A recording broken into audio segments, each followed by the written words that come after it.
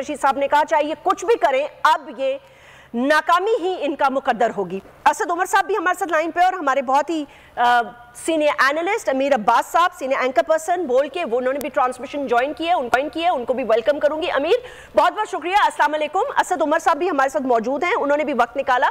He is going to the airport but he committed, तो he is with us in the transmission. मैं उनसे एक सवाल कर लेती हूँ एंड देन वेलकम। आप भी उनसे कुछ पूछना चाहें तो please go ahead. Asad Umar साहब, बहुत बहुत शुक्रिया। It was a pleasure to see you in Karachi yesterday. मेरा खाली एक सवाल ये है कि ये 13 जमातें मिलके एक शख्स का मुकाबला कर रही हैं, तो क्या इनकी अपनी इनफरादी हैसियत, इनका अपना एजेंडा, इनकी अपनी जबूर, इनकी अपनी ताकत, इनकी अपनी सियासत, ये सब खत्म हो गई है? क्या ये ज़िमनी इंतखाबात के बाद जब इलेक्शंस होंगे तो ये उसमें भी एक दूसरे के सहारे से ही अब जाएंगी, या उसमें भी जाना इनका मुमकिन ही नहीं है अब? ये आपने बिल्कुल दुरुस्त बात की। मेरे ख्याल में तो एक बहुत बड़ी एक इज्तिमाई कब्र खोदने की जरूरत है जिसमें इनके सियासी नजरियों को दफन किया जा सके, क्योंकि ये कोई आम 12 जमातें नहीं हैं। इसमें जो JUI और ANP एक साथ हैं, जिन्होंने को 30 साल 40 साल खैबर पख्तूनख्वा में सियासत की है, एक दूसरे के खिलाफ। एक सेकुलर अपने आप को कहते हैं, दूसरे दीनी जमात कहते हैं, बिल्कुल पोलर ऑपोजिट नजरिए। उसके बाद पीपल्स पार्टी और मुस्लिम लीग नून है, जिन्होंने पूरी कौम को बताया कि किस तरीके से दूसरी जो पार्टी है वो सबसे बड़े चोर हैं पाकिस्तान के, एक दूसरे के ऊपर मुकदमे बनाए, सब कुछ। अब क्योंकि उनसे मुकाबला नहीं किया जा रहा है इमरान खान का, इनफरादी तौर पे तो क्या मुकाबला करना था, अब तो इज्तिमाई तौर पे भी नहीं मुकाबला किया जा रहा है, तो वो सारे नजरिए दफन करके सिर्फ नजरिया जरूरत के ऊपर अब सियासत हो रही है। और नजरिया जरूरत क्या है कि किस तरीके से अपने करप्शन केसेस बचाए जा सकें, उसमें बड़ी कामयाबी से, बदकिस्मती से इनकी पेशरफ्त हो रही है। जी अमीर, असद उमर साहब से अगर आप कोई सवाल करना चाहें, please welcome to the transmission. जी एक तो मैं सिर्फ ऐड करना चाहूँगा जो असद साहब ने फरमाया ना कि JUI, फे और ANP दो बिल्कुल नॉर्थ साउथ पोल वाली ऑपोजिशन थी और अब वो इकट्ठी सियासत कर रही हैं। असद साहब, JUI, फे और पीपल्स पार्टी भी इंटीरियर सिंध में नॉर्थ और साउथ वाला काम करते रही है। आज भी अगर आप JUI, फे, सिंध और लाड़काना के लोगों से पूछे तो वो आज भी कहेंगे कि आसिफ अली जरदारी बहुत बड़े करप्ट और चोर है।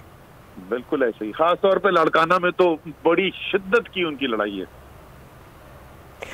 असद उमर साहब, ये बताइएगा, चले एक आध सीट को छोड़ के, जैसे शेख रशीद साहब ये कह रहे थे, कल आपके सामने जो फोकस था सहाफियों का, जो सवाल खान साहब से ज्यादातर लोग करना चाह रहे थे, वो यही था कि जी कॉल के हवाले से, तो मेरे ख्याल से इलेक्शंस के बाद कॉल के हवाले से कुछ पेशरफ्त होगी, या वो एक फाइनल कॉल, आई थिंक एक स्टेटमेंट होगी ये बाय इलेक्शंस।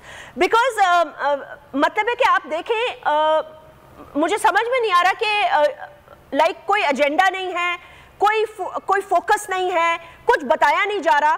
फिर कराची के हवाले से ये कहा जा रहा है कि कराची तहरीक इंसाफ के लिए शायद इतना वायबल ग्राउंड ना हो जितना पहले था, लेकिन मुझे ऐसे लगता है कि शायद आपका तज्जिया से मुख्तलिफ होगा। जी, पहले मेरे तज्जिए में तो बाद में आते हैं, लेकिन अभी ये जो तज्जिए हैं इनका टेस्ट हुआ था पिछले माह, और वो था NA 245 का इलेक्शन, जिसमें अकेले तरीके इंसाफ ने जमातों से ज्यादा मिलकर वोट लिया था। अकेली तरीके इंसाफ ने सिर्फ जीती नहीं थी सीट, बल्कि सब जमातों से मिलकर ज्यादा वोट लिया था। और कोई वजह है कि पीपल्स पार्टी आज भी पूरी कोशिश में लगी हुई है। पहले उन्होंने ये इलेक्शन पोस्टपोन कराने की कोशिश की, और अब जो है वो जो लोकल गवर्नमेंट का, मुकामी हुकूमत का इलेक्शन है कराची का, उसको पोस्टपोन कराने की कोशिश कर रहे हैं। लेकिन इनकी क्योंकि यहाँ पे सूबाई हुकूमत भी है, अब वफाक की हुकूमत का भी हिस्सा है, तो ये हमें खबरें जरूर आ रही हैं कि कल जो है तो बड़े पैमाने पे धांधली और गड़बड़ का प्रोग्राम बनाया गया, खास तौर पे मलीर की सीट के ऊपर। वरना अवाम तो पूरे पाकिस्तान की तरह कराची में भी इमरान खान के साथ खड़े रहे।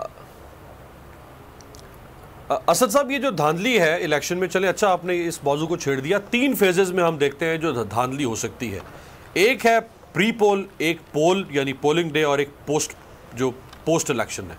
सो प्री पोल का वक्त तो गुजर गया, उसमें अमूमन जो धांधली की किस्म होती है वो आप किसी उम्मीदवार को बिठाते हैं, किसी को खड़ा करते हैं, तो यहाँ तो उम्मीदवार ये है कि इमरान खान तो उसको कैसे बिठा सकते थे। अब कल पोलिंग डे और पोस्ट पोलिंग, उसमें आपको क्या लगता है, क्या किस तरह हो सकती है? अच्छा, मैं आपको बताऊं, एक लिहाज से प्री पोल भी जो है ना वो बहुत बड़ी गेम खेली गई है, और उसकी वजह यह है मेरे कहने की कि सबको पता है कि बाई इलेक्शन के अंदर वोटर टर्नआउट कम होता है। जितना वोटर टर्नआउट कम होगा उतना इलेक्शन मैनेज करना आसान होता है।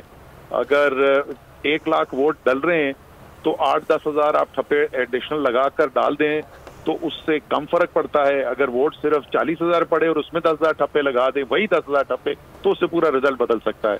तो एक जो गैर यकीनी की सूरत हाल पैदा की गई, बगैर किसी जवाब के 25 सितंबर को इलेक्शन को पोस्टपोन कर दिया गया, ये कह के कि सैलाब मुल्क के अंदर आया हुआ है।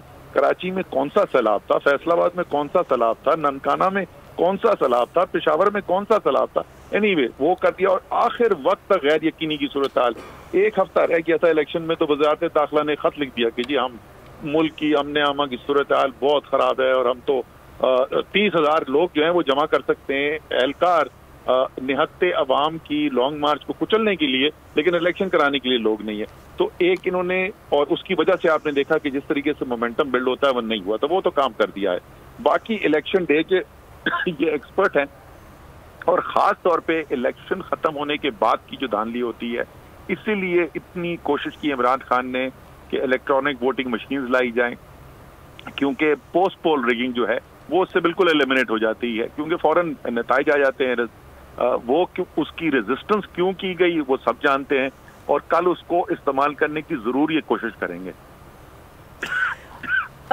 असद उमर साहब ये बताइएगा, एक ये आपने बिल्कुल your analysis on this was very good कि हमारी भी अच्छा मेमोरीज थोड़ी फ्रेश हो गई कि मौलवी महमूद साहब एक ऐसी शख्सियत जिनका शायद सियासत से कोई ताल्लुक नहीं था, लेकिन वो वाली मिसाल आजकल बहुत काम आ रही है कि एक ज़माने में कहा जाता था ना किसी खंबे पर भी हाथ रख दे तो लोग उसको वोट देते थे, और वही हाल हुआ कि खान साहब के हवाले से तहरीक इंसाफ ने इस नशिस्त को कैसे जीता।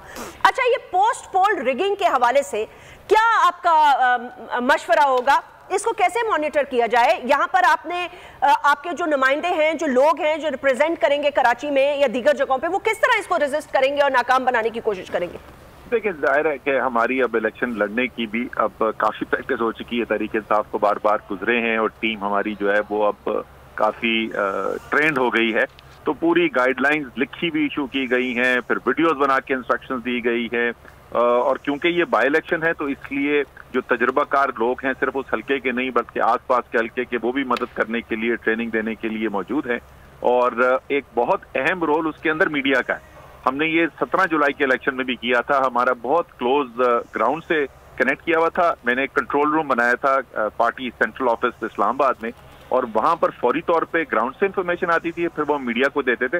तो जितनी मीडिया की ग्लेयर रहेगी इलेक्शन के ऊपर, उतने ही